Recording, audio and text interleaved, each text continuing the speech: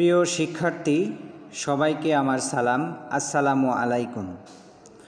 Majid Zarina foundation school and college কর্তৃক আয়োজিত online ক্লাসে সবাইকে স্বাগত। আমি মোহাম্মদ শাহানুর আলম, প্রভাষক, কৃষি শিক্ষা, Majid Zarina foundation school and college. সুপ্রিয় শিক্ষার্থী, আজকে আমি আলোচনা করব কৃষি শিক্ষা দ্বিতীয় পত্রের তৃতীয় অধ্যায় পশুপালন নিয়ে আলোচনা করব।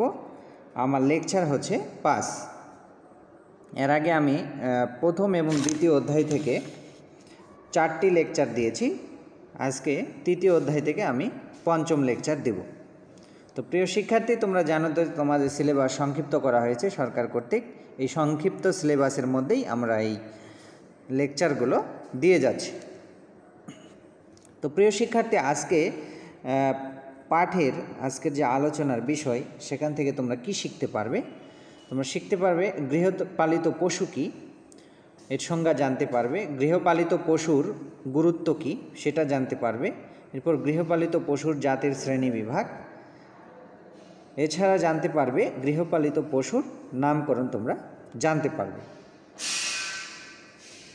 তো প্রিয় শিক্ষার্থী, এই অধ্যায় থেকে আমি আলোচনা করব।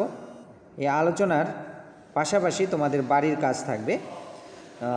সে কাজগুলো তোমরা অবশ্যই করবে, প্রশ্নগুলো পড়বে এবং খাতায় লিখে ফেলবে। 1 নম্বর প্রশ্ন হচ্ছে, ছাগলকে গরিবের গাভী বলা হয় কেন? এই প্রশ্নটা পড়বে। এরপর হে ও সাইলেজের পার্থক্য লিখবে, 5টি পার্থক্য। পশুর দুধ কী এবং কেন হয় সেটা সম্পর্কে জানবে। পশুকে কাঁচা ঘাস খাওয়ানো দরকার কেন? এছাড়া পশুর বিভিন্ন রোগের নাম ও কারণের একটি তালিকা তৈরি করবে। অর্থাৎ পশুর যে বিভিন্ন রোগ আছে, এই রোগের কারণ অর্থাৎ কোন জীবাণু দ্বারা হচ্ছে তার একটি তালিকা তৈরি করতে হবে। এরপর পশুর বিভিন্ন নাম এবং উৎপত্তির তালিকা, অর্থাৎ বিভিন্ন ধরনের যে পশু আছে, হলস্টেইন ফ্রিজিয়ান, লাল সিন্ধি, এছাড়া হরিয়ানা জাতের গাভী আছে, বিভিন্ন ধরনের পশু আছে, এছাড়া মহিষ আছে, এগুলো কোন দেশে উৎপত্তি বা কোথায় উৎপত্তি সেগুলো সম্পর্কে তোমরা একটা তালিকা তৈরি করবে। প্রিয় শিক্ষার্থী, তোমরা এখানে একটি ছবি দেখতে পাচ্ছ, যে ছবিতে তোমার গরু, মহিষ, ছাগল এবং ভেড়ার ছবি দেখতে পাচ্ছ। তো এখান থেকে আমরা গৃহপালিত পশুর সংজ্ঞাটা জেনে নিব। তো গৃহপালিত পশু হচ্ছে সেই সমস্ত পশু যেগুলো মানুষের তত্ত্বাবধানে গৃহে লালিত পালিত হয় এবং মানুষকে দুধ এবং মাংস দিয়ে অর্থনৈতিকভাবে উপকৃত করে, সেগুলোকে আমরা গৃহপালিত পশু বলবো। যেমন গরু, মহিষ, ছাগল, ভেড়া, এগুলো হচ্ছে আমাদের গৃহপালিত পশু। তো এই গৃহপালিত পশুর নাম গুরুত্ব কি, যে আমরা যে গরু, ছাগল, ভেড়া, মহিষ পালন করি, সেগুলো পালনের গুরুত্ব কি সেগুলো সম্পর্কে আমরা জানব। তো প্রথমে হচ্ছে জমি চাষ। তোমরা জানো যে গরু বা মহিষদের জমি চাষ দেওয়া হয়। এটা একসময় অনেক বেশি ছিল। বর্তমানে কৃষিতে যান্ত্রিকতার কারণে এই গরু মহিষদের কম চাষ দেওয়া হয়। তারপরেও এটা বর্তমানে প্রায় 30 ভাগ পশু শক্তি ব্যবহৃত হতে, অর্থাৎ 30 ভাগ জমিতে এই গরু বা মহিষদের চাষ দেওয়া হয়। এক জোড়া বলদ 2-3 ঘন্টায় 1 বিঘা জমি চাষ করতে পারে। ফসল মাড়াই, তো জমি থেকে ফসল কাটার পরে বিভিন্ন ধরনের ফসল আছে, যেমন গম, কলাই, তেল বীজ, আখ, এগুলো মাড়াই করার কাজে এই পশু ব্যবহার করা হয়। এছাড়া পরিবহন, তোমরা জানো যে গরুর গাড়ি দেখেছ। এই গরুর গাড়ির মাধ্যমে বিভিন্ন ধরনের পণ্যদ্রব্য এক স্থান থেকে অন্য স্থানে নিয়ে যাওয়া হয়। এরপর যন্ত্র চালনা, তো বিভিন্ন ধরনের যন্ত্র আছে, যেমন আখ মাড়াই যন্ত্র, তেল বীজের ঘানি, ইট খোলাই, ইটের কাদা তৈরি, বিভিন্ন যন্ত্র আছে। এই যন্ত্রগুলো চালনার জন্য পশুকে ব্যবহার করা হয়। এরপর জৈব সার, তোমরা জানো যে গবাদি পশুর যে মলমূত্র আছে, এগুলো পচিয়ে তোমার জৈব সার হিসেবে জমিতে ব্যবহার করা হয়। ফলে জমির মাটির ভৌত রাসায়নিক গুণাগুণের উন্নতি ঘটে এবং জমিতে ফসল ভালো হয় এবং এটা পরিবেশ বান্ধব। জ্বালানি ও বায়োগ্যাস, তো তোমরা বায়োগ্যাসের নাম শুনেছ, যে বায়োগ্যাস প্লান্ট, যেখানে পশুর গোবর দিয়ে মিথেন গ্যাস তৈরি করা হয়। সে গ্যাসটি দিয়ে বৈদ্যুতিক পাখনা চালানো, পাখা চালানো হয় বা বৈদ্যুতিক বাল্ব জ্বালানো হয়, এছাড়া রান্নাবান্নার কাজে এই মিথেন গ্যাস ব্যবহার করা হয়, সেটাই হচ্ছে জ্বালানি ও বায়োগ্যাস। মাছের খাদ্য, পশুর যে নাড়ি ভুঁড়ি আছে, এরপর মলমূত্র আছে, যেগুলো পশুর খাদ্য, মাছের খাদ্য হিসেবে আমরা পুকুরে প্রয়োগ করতে পারি। দুধ ও মাংস, তো প্রিয় শিক্ষার্থী তোমরা জানো যে গরু থেকে আমরা দুধ পাই, মাংস পাই, মহিষ থেকে আমরা মাংস পাই, যেগুলো আমিষ সমৃদ্ধ। তো টাটকা মাংসে 15 থেকে 20 ভাগ আমিষ থাকে, যা আমাদের শরীরের আমিষের ঘাটতি পূরণ করে। তো আমাদের দৈনিক প্রতিদিন ন্যূনতম 120 গ্রাম প্রাণীজ আমিষ খাওয়া দরকার, 120 গ্রাম। তো সেই চাহিদাটা এই গরু, মহিষ, ছাগল থেকে এই পূরণ হয়ে থাকে। এছাড়া দুধ, একজন ব্যক্তির দৈনিক প্রায় 250 গ্রাম 250 গ্রাম অর্থাৎ 250 ml দুধ খাওয়া প্রয়োজন। এই দুধের চাহিদা গরু, মহিষ, ছাগল থেকে পূরণ হয়ে থাকে। বৈদেশিক মুদ্রা অর্জন, তো পশুর যে চামড়া আছে, চামড়াজাত পণ্য আছে, শিং, খুর, হাড়, এগুলো আমরা বিদেশে রপ্তানি করে আমরা বৈদেশিক মুদ্রা অর্জন করতে পারি। এছাড়া পশুর শিং, খুর, হাড় দিয়ে বিভিন্ন ধরনের জিনিসপত্র তৈরি করা হয়। যেমন পশুর যে শিং আছে, খুর আছে, এগুলো দিয়ে জিলেটিন, চিরুনি, বোতাম, ছাতা, ছুরি, ডাট ইত্যাদি তৈরি করা হয়। এছাড়া পশুর রক্ত হচ্ছে আমিষ সমৃদ্ধ, এগুলো পশু পাখির খাবার হিসেবে ব্যবহৃত হয়। পশু পাখি বলতে তোমার এই যে হাঁস মুরগির খাবার হিসেবে এগুলো ব্যবহার করা যায়। এছাড়া পশুর চর্বি মোমবাতি, গ্লিসারিন, সাবান তৈরিতে ব্যবহার করা হয়।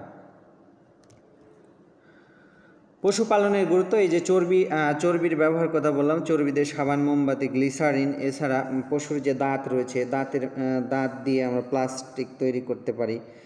পশুর দাঁত দিয়ে চিরুনি, বোতাম তৈরি করা যায়। পশুর পশমের ব্যবহার, পশম দিয়ে বিভিন্ন ধরনের শীতকালীন পোশাক তৈরি করা হয়, ব্রাশ তৈরি করা হয়, কৃত্রিম চুল তৈরি করা হয়। চামড়া শিল্পে তোমরা জানো যে পশুর চামড়া শিল্পে ব্যবহার করা হয়। এই চামড়া দিয়ে তোমার জুতা তৈরি করা হয়, ভ্যানিটি ব্যাগ, বেল্ট, বিভিন্ন ধরনের পণ্য তৈরি করা হয়। কর্মসংস্থান, তো পশু পালন করে আমরা বেকারত্ব দূর করতে পারি, বেকার লোকের কর্মসংস্থানের সৃষ্টি হয়। তো প্রিয় শিক্ষার্থী, বিভিন্ন ধরনের যে পশু আছে, যেমন গরু, ছাগল বা মহিষ, এগুলো জাতের শ্রেণী বিভাগী। তো গরু যে আছে, আমরা যে গরু পালন করি, এই গরুকে উৎপাদন অনুসারে দুটি ভাগে ভাগ করা যায়। তিনটি ভাগে পশুকে, অর্থাৎ দুইটি দৃষ্টিকোণ থেকে পশুকে শ্রেণী বিভাগ করা যায়। একটা হচ্ছে উৎপাদন অনুসারে, আর একটা উৎপত্তি অনুসারে। তো উৎপাদন অনুসারে পশুকে 3 ভাগে ভাগ করা যায়। এটা হচ্ছে মাংসল জাত, দুধাল জাত ও দ্বৈত জাত। মাংসল জাত বলতে যে সকল পশু মেইনলি অর্থাৎ প্রধানত মাংস উৎপাদনের জন্য লালন পালন করা হয়, সেগুলো মাংসল জাত।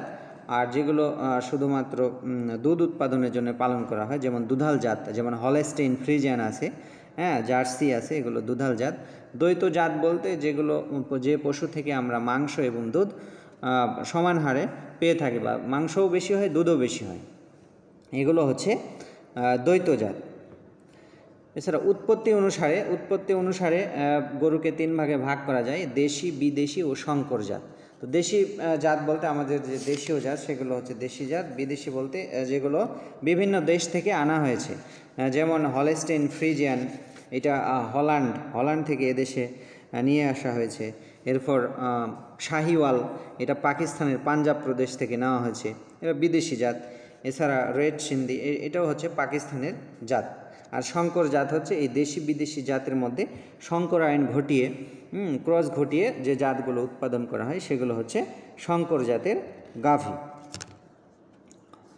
তো এখানে দ্বৈত জাতের পশুর নাম যেমন হরিয়ানা, রেড পোল, কাংক্রেজ, মিল্কি, এগুলো হচ্ছে দ্বৈত জাত, যেগুলো মাংস এবং দুধ দুইটাই বেশি দেয়। দুধাল জাত বলছি হলস্টেইন ফ্রিজিয়ান, লাল সিন্ধি। আর মাংসল জাত বলতে তোমার বিভিন্ন জাত আছে, যেমন বিপ মাস্টার, ব্রাহ্মণ, ডেবন, হালিকার, এগুলো হচ্ছে মাংসল জাতের গরু।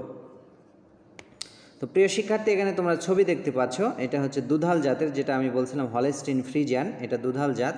এই মাংসল জাত, এদের বিপ মাস্টার, এটা গুরুত্বপূর্ণ গরুর জাত হচ্ছে বিপ মাস্টার। হ্যাঁ, এরপর এই যে হরিয়ানা জাতের গাভী বলছে, ভারতের হরিয়ানা রাজ্য থেকে এদেশে নিয়ে আসা হয়, দ্বৈত জাতের পশু। দেখো এই যে শিংটা, এই শিং দেখে তোমরা চিনতে পারবে সাদা বর্ণের হয়। গরুর নামকরণ। তো প্রিয় শিক্ষার্থী, তোমরা জানো আমি ওই মুরগি পালন অধ্যায়ে তোমাদের বিভিন্ন বয়সের মুরগির নামকরণ সম্পর্কে আলোচনা করেছিলাম। মুরগির বিভিন্ন বয়সের নাম আছে, তেমনি গরুরও বিভিন্ন বয়সের নাম আছে। এই নামকরণগুলো তোমাদের জানতে হবে। যেমন ক্যাফ বলতে তোমার হচ্ছে গরুর সদ্য যে বাচ্চা ভূমিষ্ঠ হয়েছে সেইটাকে আমরা ক্যাফ বলে থাকি। তো ক্যাফ বলতে যে গরুর বাচ্চা মাত্র ভূমিষ্ঠ হয়েছে সেই বাছুরকে আমরা ক্যাফ বলি। এই ক্যাফ স্ত্রী পুরুষ উভয়ই হতে পারে। হ্যাঁ, গাভী প্রসব করার পর স্ত্রী পুরুষ উভয় প্রকার বাচ্চাকে ক্যাফ বলা হয়। এরপর বুল ক্যাফ। তো বুল হচ্ছে ষাঁড় আর ক্যাফ মানে বাছুর, এর বাংলা হচ্ছে এরে বাছুর। অর্থাৎ 1 বছরের কম বয়সের পুরুষ বাচ্চাকে এই বুল ক্যাপ বলা হয়। গরুর পুরুষ বাচ্চা যার বয়স 1 বছরের কম, যাকে বুল ক্যাপ বলা হয়। হেইফার ক্যাপ হচ্ছে তার বিপরীত, 1 বছরের কম বয়সের গরুর স্ত্রী বাচ্চাকে বুল হেইফার ক্যাপ বলে। হেইফার ক্যাপ হচ্ছে বাংলায় বলা হয় বকনা। বকনা বাছুর বলা হয়। হেইফার ক্যাপ বকনা বাছুর, স্ত্রী বাচ্চা কিন্তু 1 বছর বয়সের কম। আর হেইফার হচ্ছে বকনা, অর্থাৎ 1 বছর থেকে প্রথম বাচ্চা দেওয়ার পূর্ব বয়স পর্যন্ত। অর্থাৎ স্ত্রী বাচ্চা যেটা বয়স 1 বছর থেকে বেশি কিন্তু এখনও বাচ্চা প্রসব করেনি, সেটাকে হেইফার ক্যাপ বলা হয়। অর্থাৎ যৌবন ক্ষমতা প্রাপ্ত গরুর স্ত্রী বাচ্চাকে হেইফার বলা হয়। আর কাউ বলতে বোঝায় যে গরুর স্ত্রী গরু, হ্যাঁ, বাংলায় হচ্ছে গাভী বলা হয়, যেটা স্ত্রী গরু, যেটা যখন বাচ্চা প্রসব করলো তখন থেকে তাকে কাউ বলা হবে। অর্থাৎ স্ত্রী গরু, হ্যাঁ, যখন বাচ্চা প্রসব করলো তখন থেকেই তাকে ক্যাপ বলা হয়, তার আগ পর্যন্ত তাকে হেইফার বলা হয়। বাচ্চা প্রসবের আগ পর্যন্ত হেইফার বলা হয়। বুলের বাংলা শব্দ হচ্ছে ষাঁড়, অর্থাৎ প্রজনন ক্ষমতা প্রাপ্ত বয়স্ক এরে বাছুরকে বুল বলা হয়। এর বাংলা হচ্ছে এরে।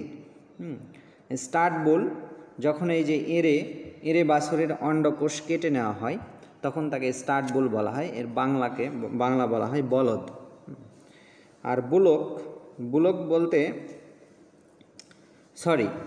এই স্টার্ট বুল হচ্ছে তোমার প্রজননের জন্য রক্ষিত। অর্থাৎ এই ষাঁড়কে যখন শুধুমাত্র প্রজনন কাজের জন্য ব্যবহার করা হয় তখন তাকে স্টার্ট বুল বলে। আর বুলকের শব্দ হচ্ছে বলদ। এই বুলক বলা হয় কখন, যখন এই বুল অর্থাৎ এরে বাছুরের অন্ডকোষ কেটে নেওয়া হয় তখন তাকে বুলক বলা হয়, বাংলায় হচ্ছে বলদ। মহিষের নাম। তো মহিষের নাম, গরুর নাম এগুলো প্রায় একই। আমরা ক্যাপ বলেছিলাম গরুর বাছুর, এটা বুফালো শব্দের অর্থ মহিষ, তাহলে মহিষের বাছুর অর্থাৎ সদ্য প্রসব করেছে এমন মহিষের স্ত্রী পুরুষ বাচ্চাকে বুফালো ক্যাপ বলা হয়। বুফালো বুল ক্যাপ, বুফালো মানে মহিষ, বুল মানে ষাঁড়, ক্যাপ মানে বাছুর। অর্থাৎ 1 বছরের কম বয়সের মহিষের বাচ্চাকে এই বুফালো বুল ক্যাপ বলা হয়। পুরুষ বাচ্চা, মহিষের পুরুষ বাচ্চা যার বয়স 1 বছরের কম তাকে বুফালো বুল ক্যাপ বলা হয়। বুফালো হেইফার ক্যাপ, হেইফার হচ্ছে বকনা, অর্থাৎ 1 বছরের কম বয়সের মহিষের স্ত্রী বাচ্চাকে বুফালো হেইফার ক্যাপ বলা হয়। শি বুফালো হচ্ছে প্রথম বাচ্চা প্রসব থেকেই হেইফার ক্যাপকে শি বুফালো বলা হয়। অর্থাৎ এই বুফালো হেইফার যখন বাচ্চা প্রসব করে তখন থেকে তাকে শি বুফালো বলা হয়। অর্থাৎ বাচ্চা প্রসব করেছে তখন থেকে সেই স্ত্রী মহিষকে শি বুফালো বলা হয়। বুফালো মানে মহিষ, বুল মানে ষাঁড়, অর্থাৎ প্রাপ্ত বয়স্ক অর্থাৎ প্রজনন ক্ষমতা প্রাপ্ত স্ত্রী মহিষকে বুফালো বুল বলা হয়। বুফালো বুলক যখন এই পুরুষ মহিষের পুরুষ মহিষের যখন অন্ডকোষ কেটে নেওয়া হয় তখনও বুফালো বুলক বলা হয়। যে গরুতে ছিল বুলক বলদ, এটা মহিষের বলদ বলা হয়। ছাগলের নামকরণ, তো ছাগলের বিভিন্ন বয়সের নামকরণ আছে, যেমন কিড। কিড বলতে আমরা অনেক সময় মানুষের বাচ্চাকেও কিড বলে থাকি। হ্যাঁ, কিড অর্থাৎ নবজাতক। কিডের বাংলা হচ্ছে নবজাতক, অর্থাৎ যেই মাত্র বাচ্চা প্রসব করেছে, ছাগলের বাচ্চা সবেমাত্র প্রসব করেছে, সেই বাচ্চাকে আমরা বলবো হচ্ছে কিড। এরপর বাকলিং। বাকলিং বলতে অপ্রাপ্ত বয়স্ক পুরুষ ছাগল ছানাকে বাকলিং বা পাঠা বলা হয়। পাঠা বাচ্চা বলা হয়। হ্যাঁ, পাঠা বা গটলিং পাঠা বাচ্চা বলা হয়, অর্থাৎ অপ্রাপ্ত বয়স্ক পুরুষ ছাগলের বাচ্চাকে বাকলিং বলা হয়। গটলিং গট হচ্ছে অপ্রাপ্ত বয়স্ক স্ত্রী ছাগলকে গটলিং গট বলা হয়, যেটা বাংলা হচ্ছে পাঠি। তাহলে বাকলিং হচ্ছে পাঠি, আর গটলিং গট, বাকলিং হচ্ছে পাঠা বাচ্চা, আর গটলিং গট হচ্ছে পাঠি বাচ্চা। ডু বলতে বাচ্চা দেওয়া প্রাপ্তবয়স্ক স্ত্রী ছাগলকে ডু বা সাগি বলা হয়। এই ডুর বাংলা হচ্ছে সাগি, অর্থাৎ যখন থেকে স্ত্রী ছাগল বাচ্চা প্রসব করলো তখন থেকে তাকে ডু বলা হয়। বাক বলতে আমরা বোঝাই হচ্ছে পাঠা, অর্থাৎ প্রজনন ক্ষমতা প্রাপ্তবয়স্ক পুরুষ ছাগলকে আমরা বাক বলে থাকি, বাংলায় পাঠা বলে থাকি। ক্যাস্ট্রেটেড গট, এটা হচ্ছে খোঁজাকরণ পুরুষ ছাগল, অর্থাৎ পুরুষ ছাগলের যখন অন্ডকোষ কেটে নেওয়া হয় তখন তাকে ক্যাস্ট্রেটেড গট বলা হয়। ভেড়ার নামকরণ, এই ল্যাম্ব হচ্ছে ভেড়ার বাচ্চা, যেটাকে মেষ শাবক বলা হয় বাংলাতে, অর্থাৎ 1 বছরের কম বয়সের ভেড়ার বাচ্চাকে ল্যাম্ব বলা হয়। ল্যাম্ব। ইউ বলতে আমরা বাচ্চা প্রদানকারী পূর্ণবয়স্ক স্ত্রী মেষকে ভেড়ি বলি, অর্থাৎ প্রাপ্তবয়স্ক যেটা বাচ্চা প্রদান করেছে সেই স্ত্রী ভেড়াকে আমরা ইউ বলে থাকি বাংলাতে ভেড়া।